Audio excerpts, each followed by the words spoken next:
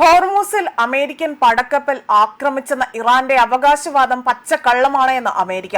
Iran വ്യാജ പ്രചരണം നടത്തുകയാണ്. ഇതോടുകൂടി തന്നെ ഇരു രാജ്യങ്ങളും തമ്മിലുള്ള ഈ പരസ്പര വിരുദ്ധമായ പ്രസ്താവനകൾ മേഖലയിലെ സംഘർഷം വർദ്ധിപ്പിക്കാനാണ് കൂടുതൽ സാധ്യതയായി തന്നെ വിലയിരുത്തപ്പെടുന്നത്.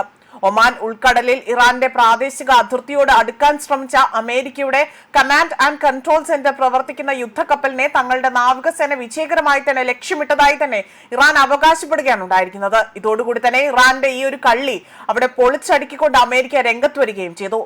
ഇറാന്റെ ഔദ്യോഗിക വാർത്താ ഏജൻസിയായ തസ്നീം ആണ് ഈ വാർത്ത, അതായത് അവിടുത്തെ സൈന്യത്തെ ഉദ്ധരിച്ചുകൊണ്ട് സുപ്രധാന വിവരങ്ങൾ പുറത്തുവിട്ടിരിക്കുന്നത്. അന്താരാഷ്ട്ര കപ്പൽ ചാനലുകളിൽ തങ്ങളുടെ വാണിജ്യ കപ്പലുകൾക്ക് നേരെ അമേരിക്ക നിരന്തരം നടത്തുന്ന ആക്രമണങ്ങൾക്കും ഹോർമൂസ് കടലിടുക്കിലെ രാജ്യാന്തര ചട്ടങ്ങൾ US ലംഘിച്ചതിനുള്ള ശക്തമായ തിരിച്ചടിയാണിതെന്നതായിരുന്നു ഇറാൻ സൈന്യം പ്രസ്താവന നടത്തിയത്. എന്നാൽ ഇറാന്റെ ഈ അവകാശവാദങ്ങളെ പൂർണ്ണമായും തള്ളിക്കൊണ്ട് US സെൻട്രൽ കമാൻഡ് ആകട്ടെ അടിയന്തരമായി രംഗത്തെത്തുകയും ചെയ്തു. ഒമാൻ ഉൾക്കടലിൽ US നാവികസേനയുടെ യുദ്ധക്കപ്പൽ ഇറാൻ ആക്രമിച്ചു എന്ന വാർത്ത തികച്ചും വ്യാജമാണ് എന്നും ഇറാൻ ലോകത്തിന് മുന്നിൽ കള്ളം പ്രചരിപ്പിക്കുകയാണ് എന്നും അമേരിക്കൻ സൈനിക വക്താക്കൾ ഔദ്യോഗികമായി തന്നെ പ്രതികരിക്കുകയാണ് ചെയ്തിരിക്കുന്നത്. കടലിലൂടെയുള്ള അമേരിക്കൻ സൈനിക സംവിധാനങ്ങളും കപ്പലുകളും യാതൊരുവിധ തടസ്സങ്ങളും ഇല്ലാതെ തന്നെ പൂർണ്ണ സുരക്ഷിതമായി തന്നെ തങ്ങളുടെ ദൗത്യവുമായി മുന്നോട്ട് പോവുകയാണ് എന്നും US സൈന്യം ഇവിടെ വ്യക്തമാക്കുകയാണ് ചെയ്തിരിക്കുന്നത്.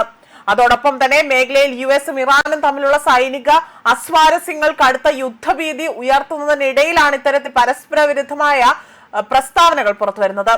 ഇറാന്റെ അവകാശവാദവും അതിനെതിരെയുള്ള അമേരിക്കയുടെ കടുത്ത നിഷേധവും അന്താരാഷ്ട്ര തലത്തിൽ വലിയ നയതന്ത്ര ചർച്ചകൾക്ക് വഴി തുറന്നിട്ടുണ്ട്. അതേസമയം ഇറാൻ അമേരിക്കൻ പ്രസിഡന്റ് ഡൊണാൾഡ് ട്രംപിന് കനത്ത തിരിച്ചടിയാണ് നൽകിയിരിക്കുന്നത്. അതായത് ഇറാൻ യുദ്ധം അവസാനിപ്പിക്കുവാനും അമേരിക്കൻ സൈന്യത്തെ പിൻവലിക്കാനുമുള്ള നിർണായക പ്രമേയം US ജനപ്രതിനിധി സഭ പാസാക്കിയിട്ടുണ്ട്. 208 എതിരെ തന്നെ 215 വോട്ടുകളാണ് പ്രമേയം പാസ്സായത്. ഡെമോക്രാറ്റുകൾ അവതരിപ്പിച്ച പ്രമേയത്തെ 4 റിപ്പബ്ലിക്കൻ അംഗങ്ങളും പിന്തുണച്ചു. ജനപ്രതിനിധി സഭ പാസാക്കിയ പ്രമേയം ഇനി സെനറ്റിന്റെ പരിഗണനയ്ക്ക് അയക്കുമെന്നും US കോൺഗ്രസിന്റെ അനുമതി ഇല്ലാതെ തന്നെ ഫെബ്രുവരിയിൽ ഇസ്രായേലുമായി ചേർന്ന് ഇറാനിൽ ആക്രമണം നടത്തിയത് ഭരണഘടനാ ലംഘനമാണ് എന്നതാണ് ഡെമോക്രാറ്റുകളുടെ ആരോപണം. USലെ വാർഫേഴ്സ് ആക്ട് പ്രകാരം സൈനിക നടപടി തുടങ്ങി 60 ദിവസത്തിനകം കോൺഗ്രസിന്റെ അനുമതി തേടണം.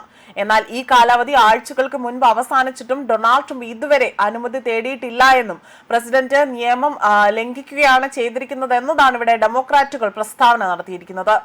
ന്യൂസ് ഡെസ്ക് കർമ്മ ന്യൂസ്.